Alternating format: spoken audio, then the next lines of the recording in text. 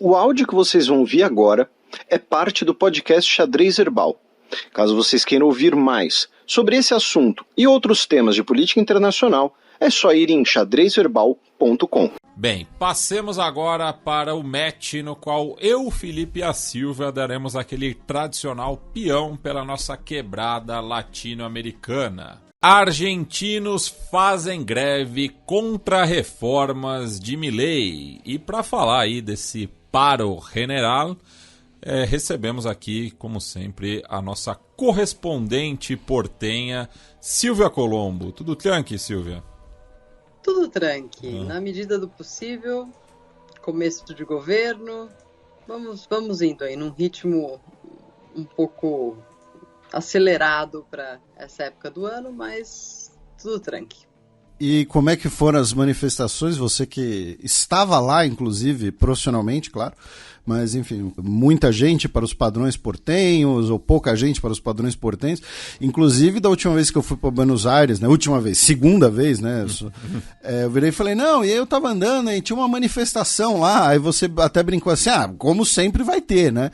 Então, para os padrões portenhos, como é que foi essa manifestação? Claro, não. Essas manifestações que você presenciou provavelmente eram aquelas que tem diariamente no obelisco, né? Sempre tem algum movimento social ali e tal. Essas greves já são um pouco mais parrudas, né? Digamos assim, porque são convocadas por sindicatos e tudo mais. Olha, com relação a números, sim, sempre há comparações e uma disputa, né? O fato é que ninguém conta de verdade, né?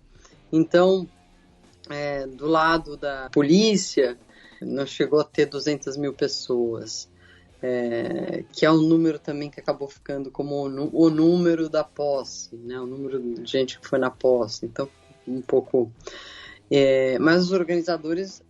dizem que tinha mais de 1 milhão de pessoas, o que eu não acho que tinha, porque a praça estava bem mais cheia, é uma praça bem estreita e comprida, assim, sabe? Ela estava bem mais cheia, tinha gente nas ruas laterais, mas tinha grandes vazios ali também, grandes buracos ali, tá? Então, não dá para dizer que foi um super sucesso, também não dá para dizer que estava flopado. O que foi curioso foi que a Patrícia Bullrich, na sua função aí de xerifa da cidade, e mostrando isso de uma maneira, tá cada vez, quem a seguir no Instagram vai ver uma mulher cada vez mais fazendo propaganda do que faz, né? No dia anterior ela tinha conseguido capturar os assassinos de uma menininha de 9 anos no conurbano e fez uma propaganda imensa da captura, assim como no dia da greve ela exibiu ali os seus soldadinhos, os seus policiais que foram preparados para ficar dando voltas em torno da praça, porque a praça estava cercada, né? Os manifestantes não podiam ter um acesso direto ao Congresso. E os soldadinhos davam voltas. Nenhum deles implicou que a gente tirasse foto, que é uma coisa engraçada, né? Porque geralmente você vai tirar foto da polícia, do exército, é meio treta, né? Eu não faço isso, mas quando eu vi que todo mundo estava fazendo, eu falei, bom, vamos registrar aqui, que isso aqui está mais para cômico do que para qualquer outra coisa. E não houve, de fato, nenhum incidente, nenhuma violência, enfim, não teve nenhum problema ali. A coisa durou entre 12:00 e 16:00, muitos gritos de guerra ali. Você vê que a oposição mesmo que estava ali era a oposição peronista, né? Estavam as organizações sociais, o movimento Evita, Barrios de a Pé, Polo Obreiro e os sindicatos. Não considero que tenha sido uma coisa muito assim do povão. Acho que essa vai ser talvez a próxima, né? O povão que está sentindo, embora eles sejam representantes do povo também, mas não vi ali a senhora dona de casa, a cacerolaço, isso não teve. E depois teve, logo que terminou, começou a folga, a huelga, a greve dos transportes. Então foi a noite toda. O Milei tentou ficar blasé com isso, dizer, isso é só uma coisa política, tá na cara que quem foi para lá foi pago, foi mandado, não tô preocupado, enfim. Quem apareceu mais foi a Bullrich, realmente. Agora, ainda que tenha sido desse modo, como o Milei disse, a gente tem que ficar de olho, né? Numa manifestação que ocorre pouco menos de 2 meses do início do mandato, né? Há de fato uma insatisfação muito grande, principalmente ao aumento de preços, as tarifas e tal. E ao mesmo tempo, para não me alongar demasiado, Xadrez Herbal, você não precisa se preocupar com isso. O Milei está fazendo bastante pressão junto ao Congresso para que eles aprovem a Lei Ônibus. A Lei Ônibus é aquela lei mais completa que atinge a questão trabalhista, jubilatória, de pensões, e que é a mais polêmica. Inclusive, essa pressão se dá também indiretamente para os governadores, né? Porque o El Economista filtrou, né, que o Milei teria declarado, né, para os governadores que ir com boas intenções não dá resultado. Vou deixar vocês sem um peso, vou quebrar todos se não ajudarem ele a aprovar a Lei Ônibus, né? Exatamente. É o presidente que, de longe, argentino, que eu vejo que adota um tom tão beligerante ali contra os governadores, né? Enfim, isso, vamos ver qual vai ser o custo disso mais adiante.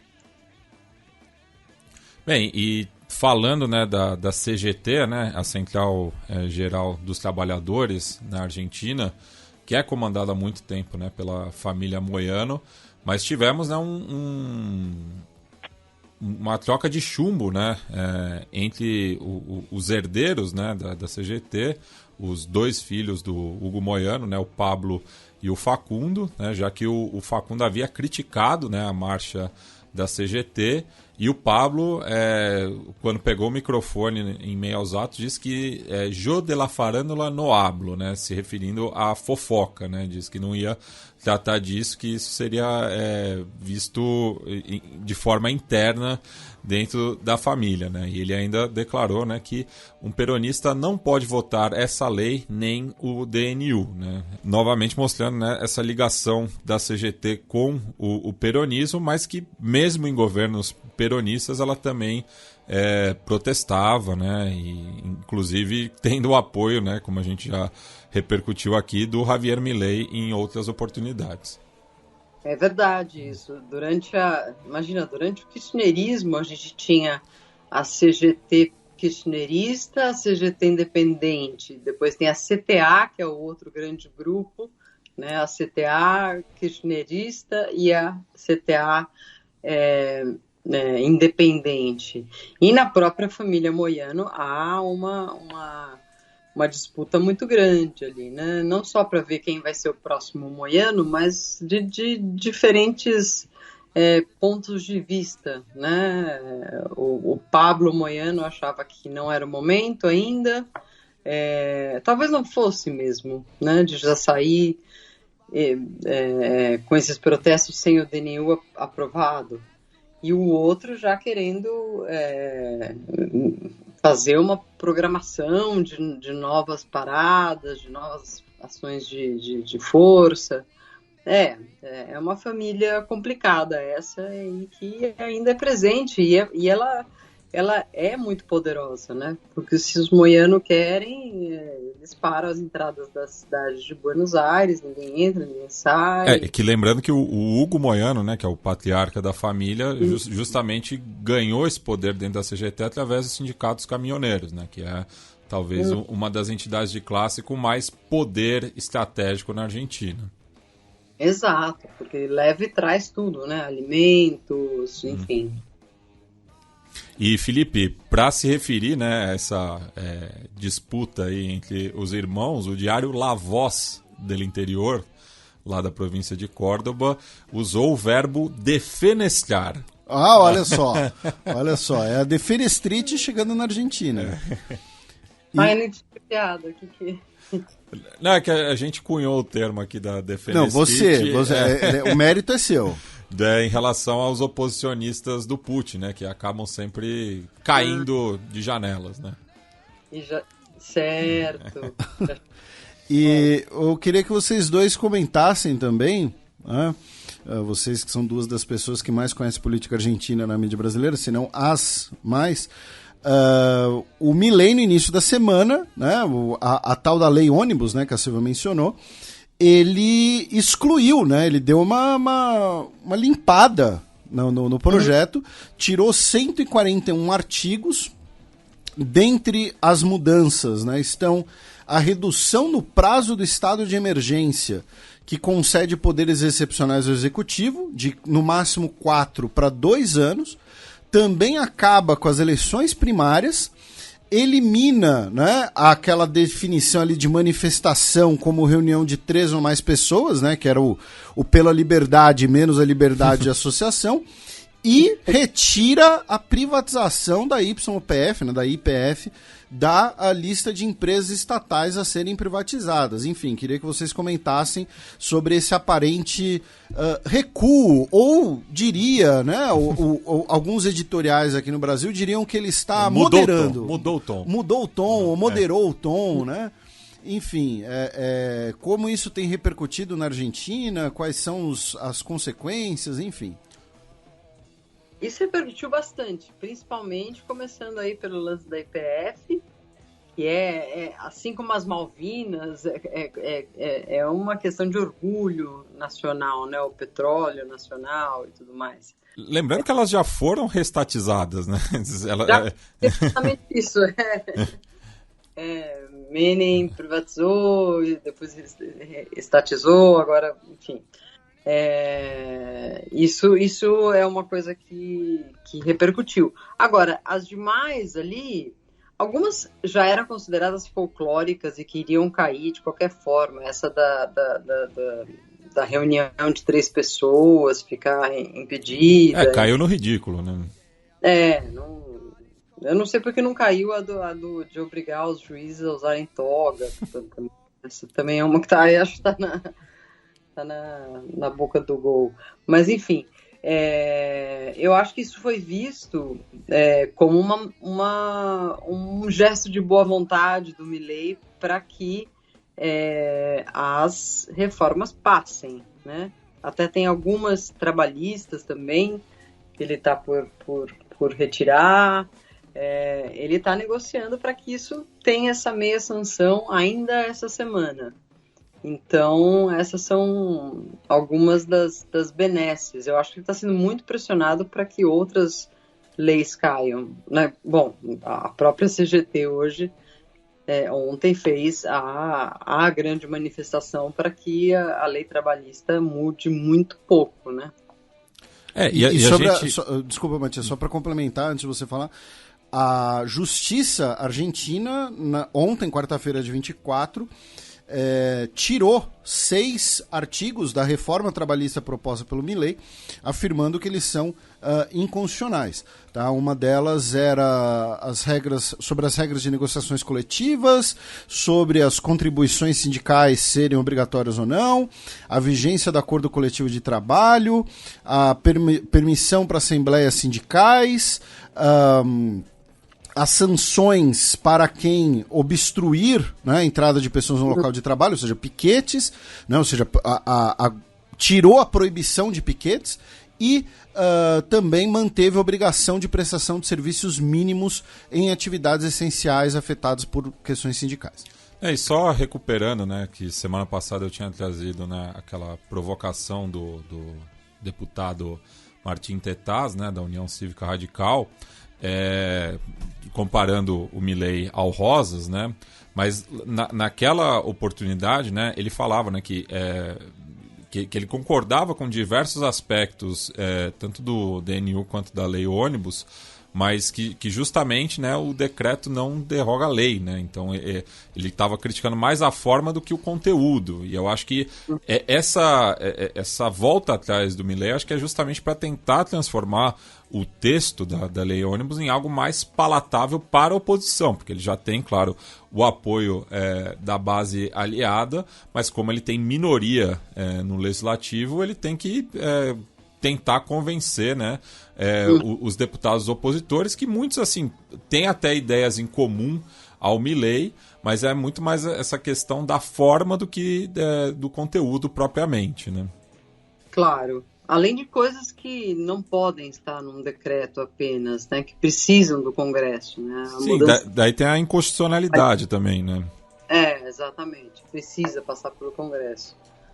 Mas, enfim, vai ser uma semana de espera com relação ao que o Congresso vai fazer, né? E o Milei, o que mais ele pode conceder, se ele vai conceder, a gente vai ver um pouco mais, eu acho, na semana que vem, do Milei político, né? Porque essa semana ele nem estava aqui, estava em Davos.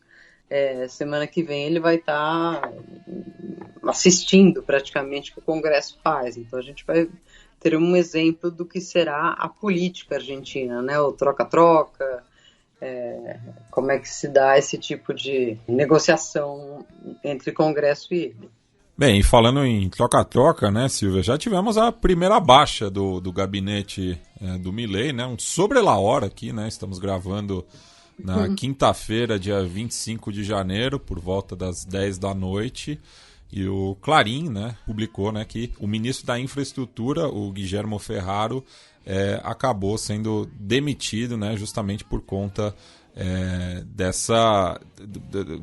dele ter passado para a imprensa o que eu tinha citado em relação a essa disputa com os governadores, né? Sim. Eu ainda não conheço detalhes, acho que ninguém conhece, né? Você tinha acabado de ler, eu tinha acabado de entrar em casa e ver na televisão aqui que ele foi afastado, um dos ministros que ainda não tinha tido uma relevância muito grande, mas já demonstra problemas aí, né, no gabinete. As pessoas aqui lembram muito que em geral, os primeiros gabinetes argentinos e de outros países também são aqueles que aparecem para serem queimados, né, que logo na primeira crise tem a troca, né. Mas eu não sei sobre o Ferraro, a parte desse vazamento, se ele tinha algum outro problema ou fricção com outros ministros, né? E de acordo com o Clarim também, né, fontes de dentro da Casa Rosada dizem que o Ferraro já tinha diferenças, né, com o chefe de gabinete, o Nicolás Possi. Mais uma dor de cabeça para Milei. E para fechar, os nossos vizinhos hermanos, enfim, se vocês tiverem os seus complementos, mas é esperado que na semana que vem nós tenhamos uma comitiva dos Estados Unidos, ligadas à Secretaria de Defesa e também algumas empresas, que vá à Argentina. Nessa semana, tá, né, nessa atual, o ministro da Defesa argentino, o Luiz Petri, se encontrou com o embaixador dos Estados Unidos em Buenos Aires, o Mark Stanley, para conversar sobre a aquisição de armamentos pela Argentina. Né? Essa conversa vem desde o ano passado, inclusive. A Argentina estaria para adquirir 24 caças F-16, 4 aviões de patrulha P-3 e também alguns veículos blindados dos Estados Unidos, além de munições, mísseis, enfim. Essa notícia ela é interessante por alguns motivos. Primeiro, e quem chamou atenção para ela, esse processo, como disse, ocorreu desde o ano passado, mas para esse encontro, né, foi o professor Feliciano de Sá Guimarães, do IRI, da USP. Eu encontrei ele ontem na Faculdade de Direito da USP, aqui em São Paulo. Um abraço para ele, depois eu vou falar do evento, do Jessup. A Argentina receberia esses caças, esses aviões, de segunda mão. Eles originalmente são dinamarqueses, são a primeira geração de F-16, ou seja, não é um caça tão capaz assim hoje em dia. mas receberia eles em condições de orçamento e treinamento, né? Porque além dos aviões você tem que receber peças e treinamento, em condições financeiras muito amigáveis. Não é? Por quê? Porque os Estados Unidos querem impedir que a Argentina eventualmente concretize, né, a adquisição de caças chineses, né? A China já havia oferecido caças novinhos, né, o JF-17, e também poderia ser parte, né, das conversas para evitar que a Argentina entre no BRICS. Tá? Então que o governo dos Estados Unidos teria entrado em contato com a campanha do Milei, com o governo do Milei, que já tinha essa orientação, digamos assim, ideológica a não entrar no BRICS, mas também teria falado, olha só, o que vocês querem aí, né? O que a gente pode ajudar para vocês desistirem dessa ideia? E o governo argentino falou, olha só, né? Desde 2015 a gente não tem um caça supersônico, né? Enfim, a gente está aqui numa pindaíba do caramba e tal. Particularmente, se isso for verdade, acaba sendo talvez um erro, né? Porque você abre mão de ter conversas de altíssimo nível com países como Índia e China para ter uma frota de aviões que, assim, daqui a 10 anos, metade desses aviões vão estar sendo canibalizados para fornecer peça para outra metade, né? Porque a Argentina não tem orçamento para manter umas forças armadas grandes. Esse assunto, e aí a Silva obviamente pode falar bem melhor, ainda é um pouco tabu na sociedade argentina, porque vamos lembrar, antes da Guerra das Malvinas em 92, a Argentina era um dos países que mais gastava em armamentos, em proporção ao seu PIB. Na Guerra das Malvinas, propriamente dita, basicamente queimou o PIB de um ano, né? Toda a produção de um ano na guerra a troco de nada, mas é isso. Então é uma conversa interessante e que, por tabela, prejudica, muitas aspas aqui nisso, né? A Ucrânia, porque a Ucrânia também quer esses mesmos aviões que a Dinamarca abriu mão, porque são aviões velhos, tá? A Dinamarca não abriu mão porque ela é legal, a Dinamarca abriu mão porque substituiu por modelos mais novos. É curioso tudo isso, né? Porque em face à crise tão tremenda que a Argentina encontra, o que ela pede, quando alguém quer fazer um favor para ela, são armas, tanques, aviões principalmente, né? Acho curioso isso. É óbvio que sim, houve no passado uma ambição expansionista da Argentina, uma ambição de guerra bélica, né? Quase houve uma guerra séria entre Argentina e Chile, para não falar das Malvinas, né? Mas desde então, esse tipo de assunto sequer é pauta aqui, né? Os militares ficam na caserna e olhe lá, né? Nem agora só com a política, com a vice-presidente Vitória Villarruel, eles estão tendo alguma voz nos meios públicos, mas em geral eles estão quietos desde 1983. Então eu não sei exatamente qual seria o objetivo, se não é expansionista, o que é exatamente, né? De demonstrar que tem um grande exército, de que tem equipamento, para quê, né?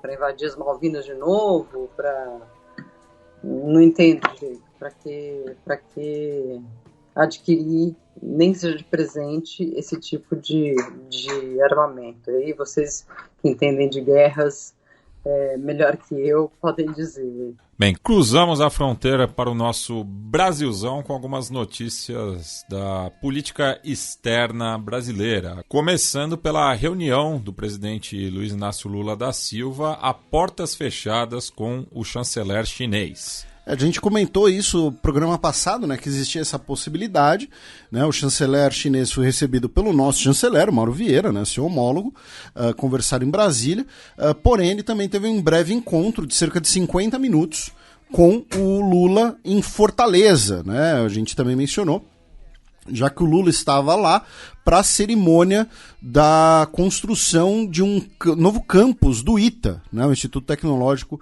da Aeronáutica. E do Brasil, o chanceler chinês foi para a Jamaica, né, como parte de uma visita pelo continente americano, que na verdade estava sendo uma escala da visita dele, da viagem dele para a África, né? E como parte dessas conversas, nós não tivemos uma declaração oficial, digamos assim, né? Porém, para repórteres, foi comentado que o Wang Yi teria dito para o Lula que o Brasil é uma prioridade, né, da diplomacia chinesa, que ele também trouxe, né, os cumprimentos do presidente Xi Jinping pela presidência do G20, pela futura realização do G20 aqui no Brasil, no Rio de Janeiro, enfim, e teria sido basicamente isso. E hoje, né, frisando, né, o hoje tivemos em Brasília, tá, uma reunião de 7 horas entre os chefes da diplomacia de Venezuela e Guiana, né? O Ivan Gil Pinto, representando a Venezuela, e o Hugh Todd, representando a Guiana. A conversa foi intermediada pelo Mauro Vieira, tá? Obviamente sobre a questão de Essequibo, que a gente falou bastante aqui, e que novamente foi frisado que o foco dos 3 países é evitar que a crise aumente e também evitar que tensões de origem extra-regional afetem as relações, ou seja, né, eventualmente presença de tropas dos Estados Unidos ou navio britânico, enfim. Então, sobre o Brasil, são essas 2 notícias principais. E só complementando, né, porque o Mauro Vieira esteve ontem em Assunção, na residência presidencial de Imburuvichiva Roga, que em Guarani significa Casa do Chefe, já que o Paraguai assumiu a presidência pro tempore do Mercosul, e o Santiago Peña e o seu chanceler, o Rubens Ramírez Lescano, convocaram, né, os demais chefes da diplomacia dos países do bloco, incluindo pela primeira vez a Bolívia, né, representada pela Celinda Sousa, para analisar, né, as prioridades da atual gestão do Mercosul, bem como o aprofundamento dos mecanismos de integração, acordos com mercados internacionais, entre outros temas. Eu queria saber se você decorou, estudou ou fez alguma cola de como dizer o nome da residência oficial do presidente do Paraguai. Não, eu tentei me aproximar o máximo possível. Assim, tem algumas noções de Guarani, mas bem básicas, assim. Porque quando teve um dia que a gente, no podcast que eu faço com um amigo argentino, o podcast Américas, a gente teve que falar o nome da residência, porque foi no dia da posse do Santiago Peña. E a gente estudou, a gente tentou, ela errou, eu falei. Aí eu falei, quer saber, eu vou ligar para uma amiga minha que trabalha no ABC Color.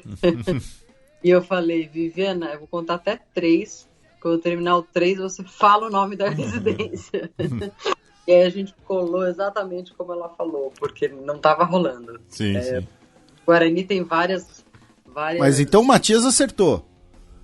Não sei dizer, porque eu ouvi da Viviana. Não, então assim, se tivermos, né, ouvintes paraguaios ou, enfim, que sejam mais versados na língua, nos corrijam, por gentileza.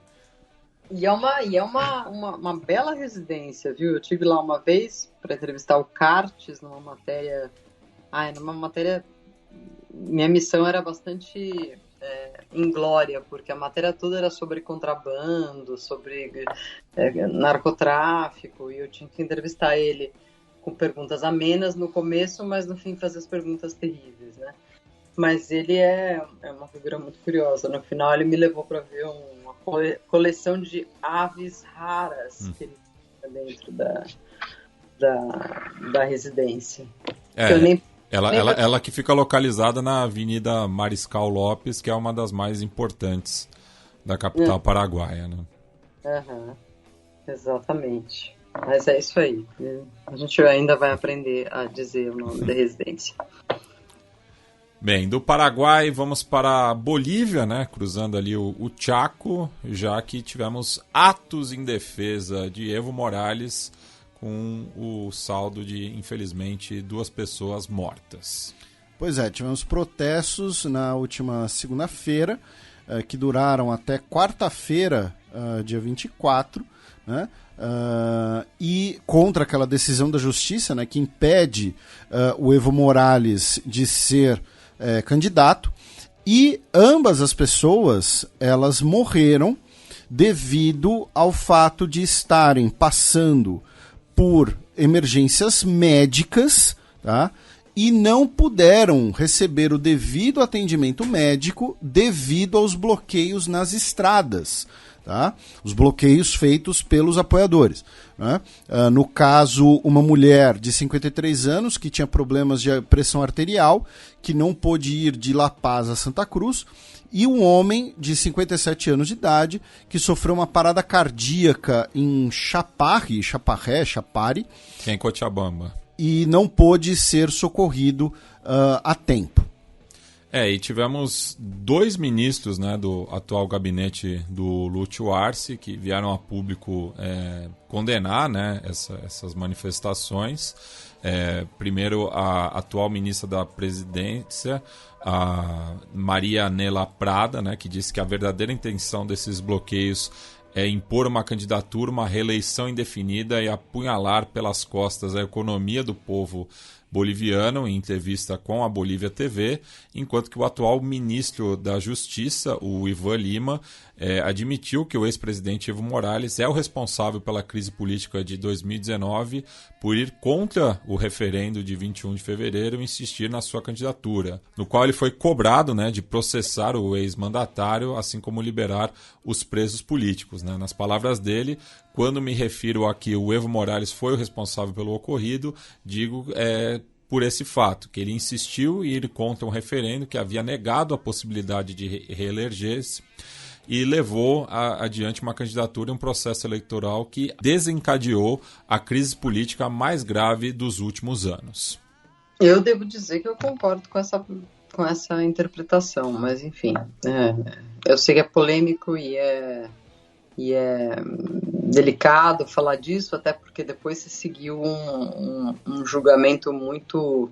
Nem teve um julgamento direito, né? Foi um julgamento político da Jeanine Áñez, até agora ela está presa, sem saber exatamente as culpabilidades ali, tudo isso foi muito mal amarrado no final judicialmente, mas eu concordo com essa avaliação. Eu acho que o golpe começou muito antes e foi o Evo que deu, mas isso costuma me causar várias dores de cabeça.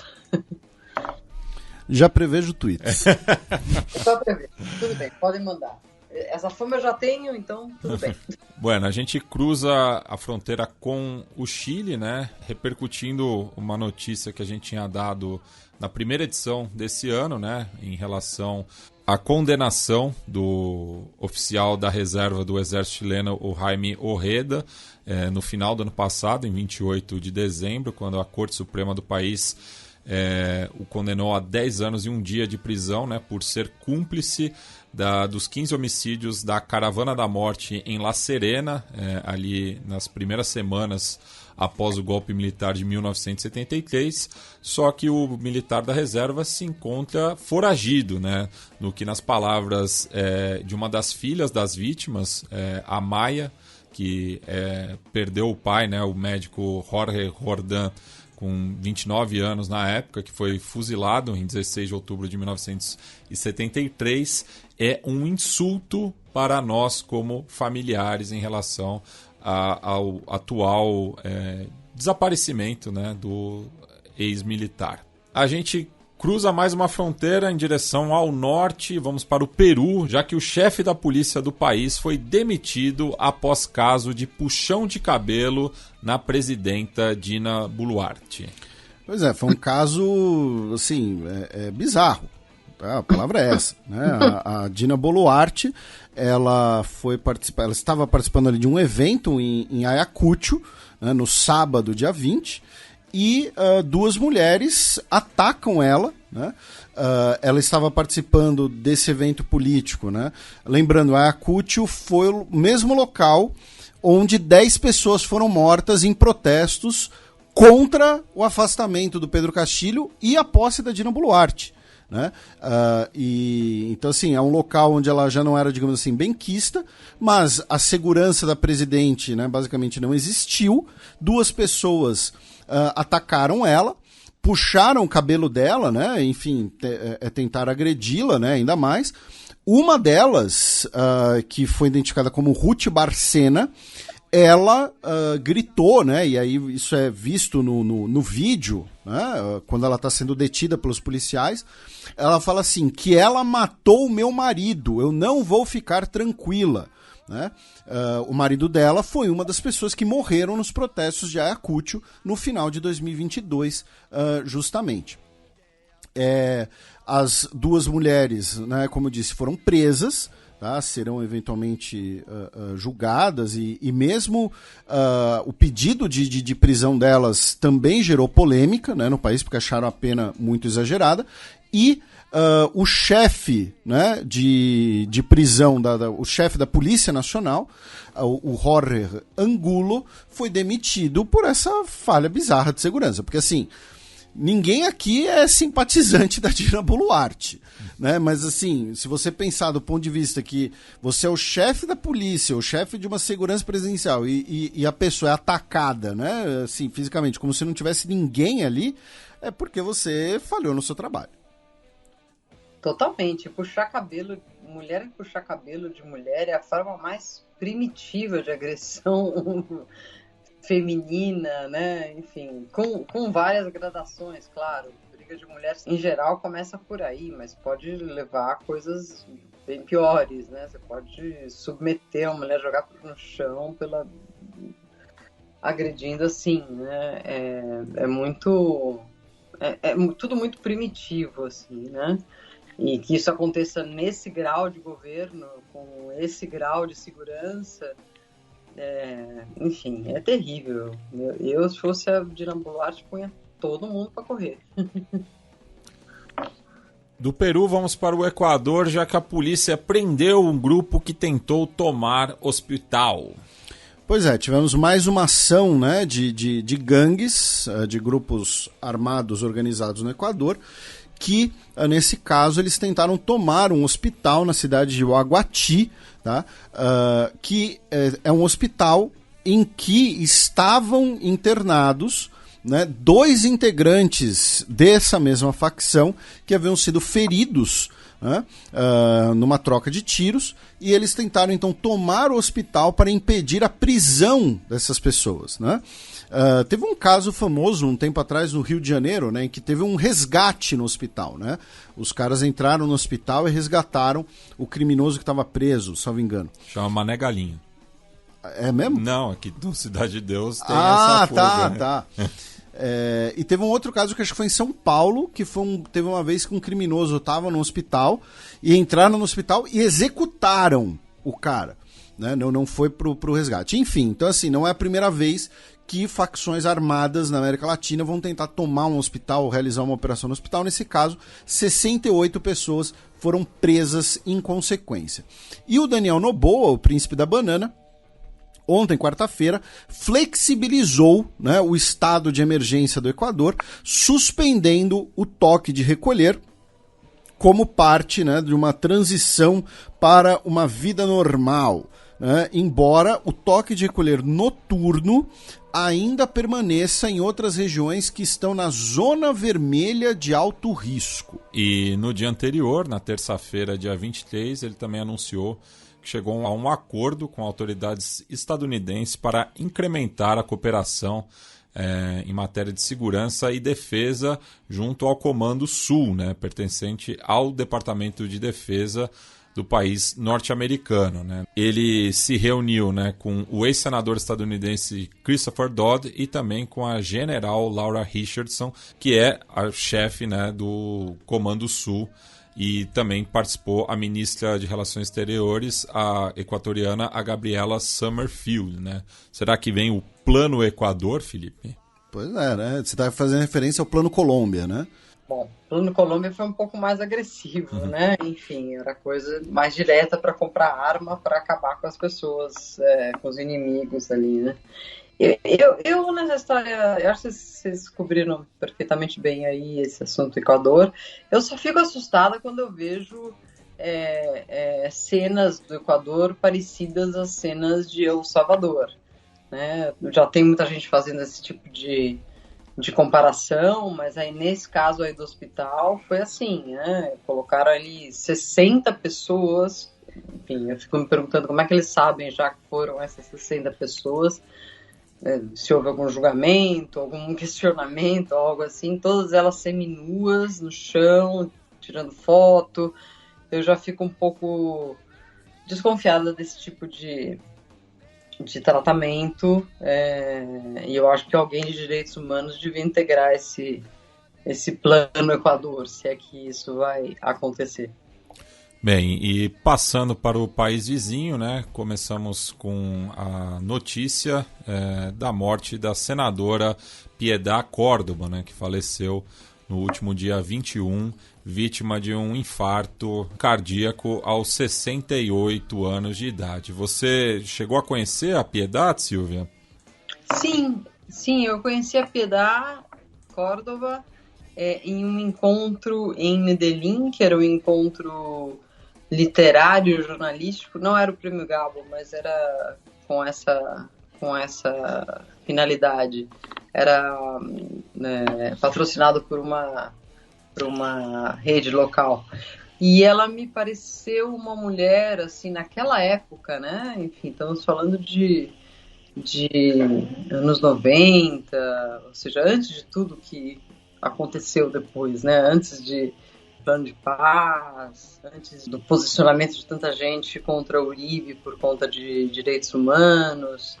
E ela me pareceu uma pessoa uma espécie de Francia Márquez, a atual vice-presidente da Colômbia, antes de seu tempo, sabe? Ela era uma mulher de esquerda, muito claramente de esquerda, incomodava a direita porque tinha, sim, ligações com as Farc, mas ela foi a pessoa que se sentou pela primeira vez ao lado, não sei se da primeira vez, mas a mulher que se sentou das primeiras vezes ao lado do Álvaro Uribe para tentar fazer esse elo. Olha, vamos conversar. A guerrilha já não quer continuar dessa maneira, quer paz, quer atuar do lado democrático.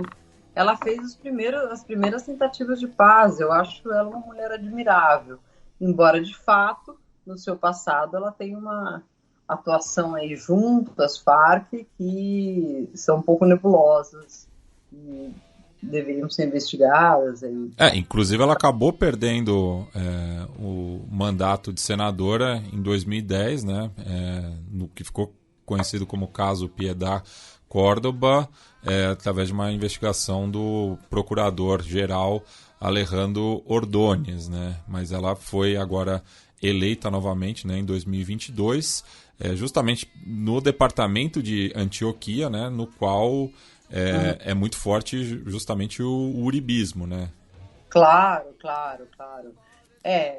E Alejandro Ordóñez é um dos juízes, magistrados, procuradores mais conservadores que a Colômbia teve, né? E ela, nessa época, tinha muita personalidade ao enfrentá-lo na questão do afro-colombiano, da comunidade LGBT, das próprias Farc, e obviamente ela levou de todos os lados, né? Porque era Uribe, Ordóñez, todo esse conservadorismo colombiano que ainda era muito fechado às mudanças que vieram depois. Por isso que eu acho que ela é uma precursora até do governo que a gente tem hoje na Colômbia, que não é tão radical como ela era radical, mas que as bandeiras dela estão aí, né? Então eu acho que é uma pessoa admirável, negra, mulher, vinda do interior, com diálogo e com trânsito nos acampamentos das Farc,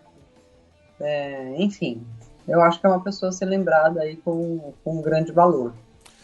Ainda sobre a Colômbia, né, tivemos uma reunião entre as delegações do governo local com o Exército de Libertação Nacional, nessa terça-feira, dia 23 de janeiro, em Havana, justamente para discutir o prolongamento do cessar-fogo, né, que se encerrará na semana que vem, no dia 29, por mais 6 meses. E também na região ali do Caribe tivemos a prisão de um narcotraficante colombiano em Cancún, Ele que estava há 2 anos no México, né? No caso, o Nelson Henrique Bautista Reatiga, conhecido mais como Poporro, e que tinha, né, uma ordem de captura, uma circular azul emitida pela Interpol por solicitação da Colômbia, né? Ele que mantinha anexos tanto com o cartel Nueva Generación de Jalisco, quanto com o cartel de Tijuana, né? E fazia essa ponte entre a produção da cocaína no departamento de Santander, da onde ele é natural, e inclusive chegou também a militar junto ao ELN, depois acabou sendo levado ao narcotráfico pelas mãos de Oscar Camargo Rios, o Pete, que era um narcotraficante justamente ali próximo da fronteira com a Venezuela. Falando na Venezuela, vamos agora para o país vizinho, já que o Ministério Público acusou 32 pessoas de planejar a morte de Nicolás Maduro. Tivemos, né, mais uma dessas operações, né, policiais, né, na Venezuela, que prendem diversas pessoas numa tacada só, né, uma que ficou conhecida, né, foi aquela numa casa noturna, né, que ocorreu no final do ano passado, ano retrasado, né, agora, porque a gente está em janeiro de 2024, não lembro direito. Mas, enfim, na segunda-feira, dia 22, 32 pessoas, entre civis e militares, foram presos por suposta traição à pátria, porque eles teriam conspirado para o assassinato do Maduro com o apoio dos Estados Unidos. Tá? Os planos teriam sido delatados, né, para as autoridades venezuelanas ao longo de 2023, resultando em pelo menos 3 operações policiais distintas. Essa tentativa de magnicídio, né, como o Maduro diz, tendo acontecido ou não, tendo tido a intenção de matá-lo ou não, é um grande instrumento para ele, um instrumento eleitoral, é um instrumento de poder, de exercer poder, né? Acho curioso, por exemplo, que nas últimas solturas de presos políticos que ele fez, ele liberou 2 que estavam acusadíssimos dessa conspiração, né? Entre eles o Juan Requesens. E agora está servindo para ele ir atrás de outras pessoas, né?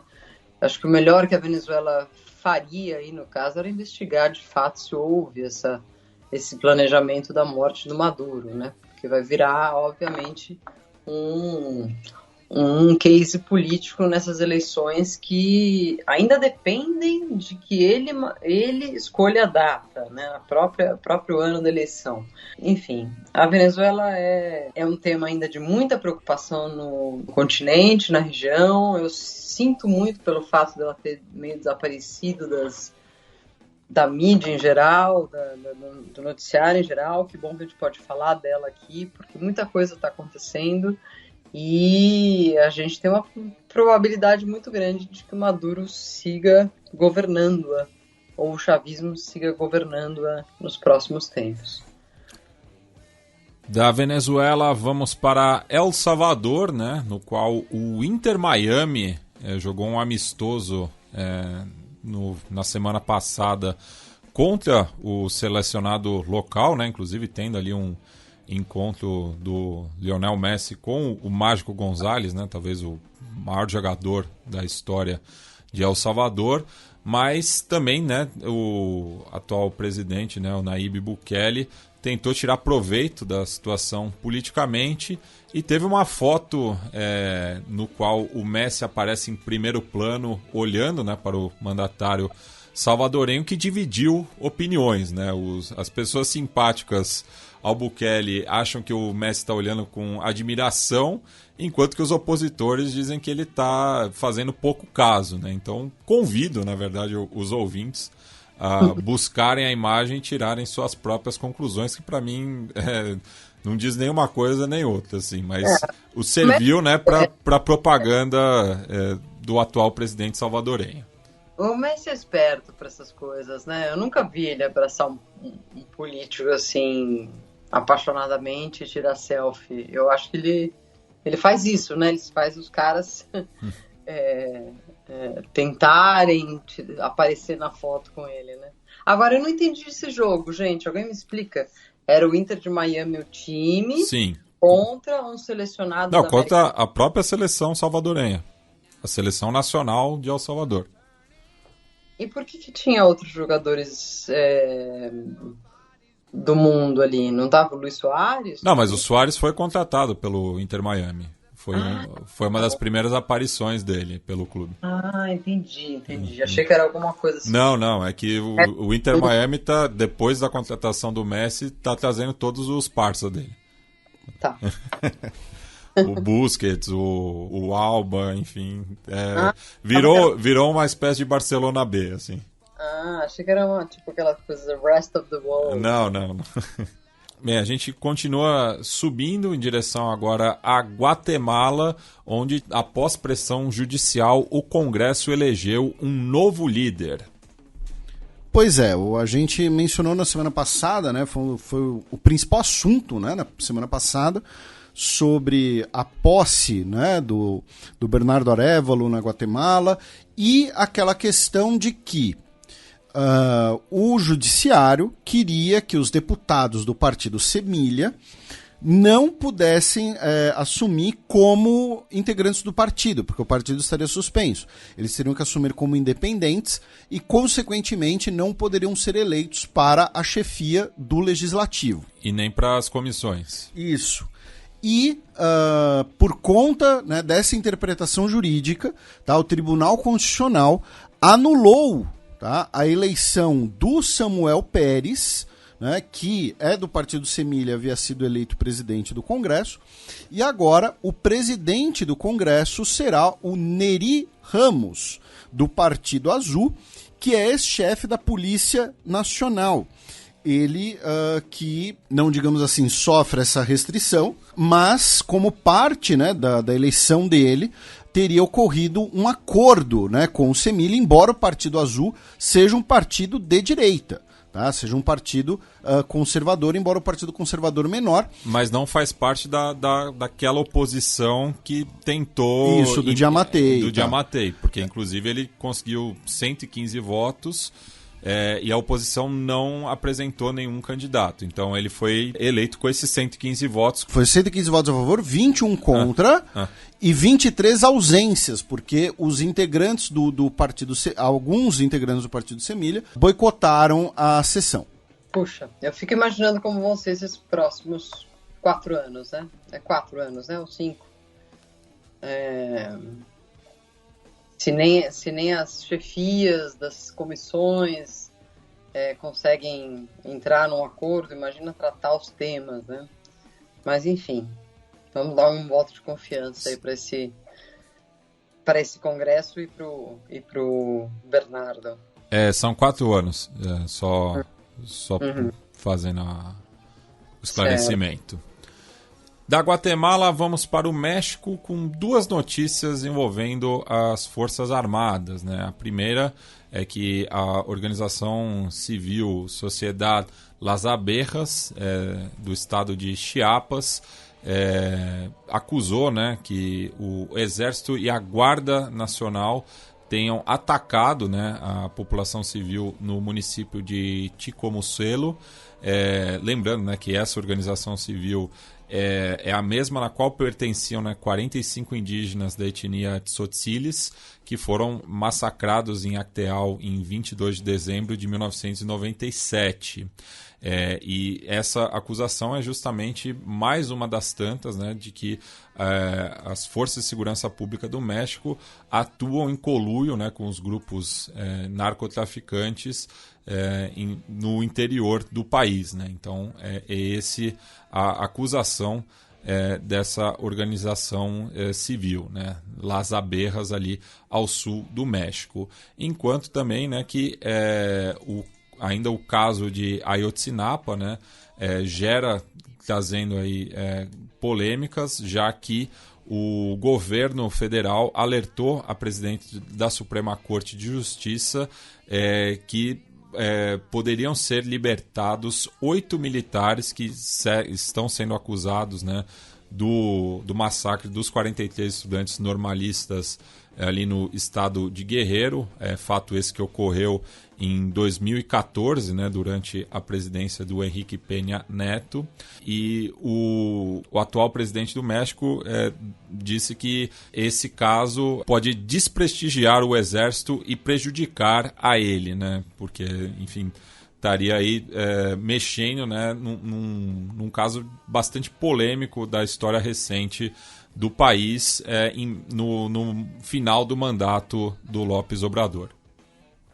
O López Obrador tem muito a perder se esse caso voltar a se desdobrar agora, né? Enfim, afinal, ele é de um partido dissidente, quer dizer, ele começou num partido dissidente do PRI, que era o PRD, que seria um PRI de esquerda, e daí foi para o Morena, né? E as autoridades que naquela noite aprovaram que a polícia atuasse junto a uma organização criminosa veio de uma autoridade do partido do López Obrador. É por isso que ele sempre, enfim, claro, ele começou dizendo vai ter uma comissão da verdade, vamos começar do zero, mas ele nunca quis ir muito a fundo nessa questão, né? Enfim, e em vésperas já é vésperas, né?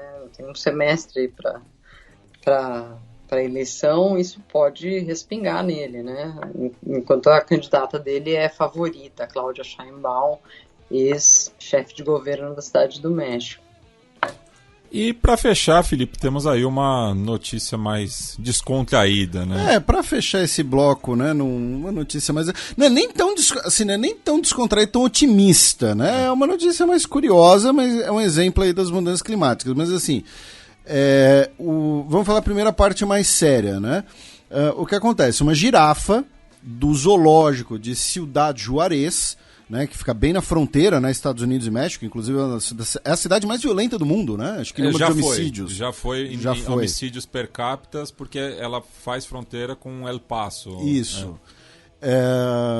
Devido, enfim, ao clima, né? E aqui o clima, tanto questões de temperatura, né? E por ser uma região um pouco desértica, e também poluição, tá? A girafa está sendo levada, então, para um parque de animais, não é exatamente um zoológico, né? É como se fosse um Simba Safari, digamos assim, da vida, né?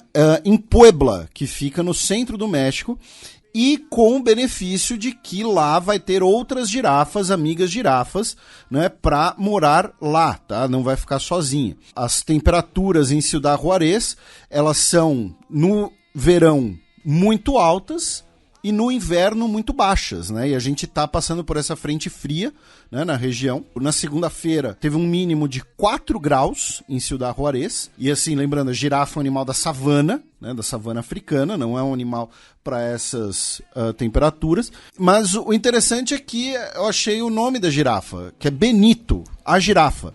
Porque inclusive fica na cidade de Juárez, que é por conta do Benito Juárez, que foi o primeiro presidente indígena do México. Exatamente, então eu achei um nome interessante para uma girafa no México. Se for uma girafa na Itália, não é legal. Não ia pegar bem.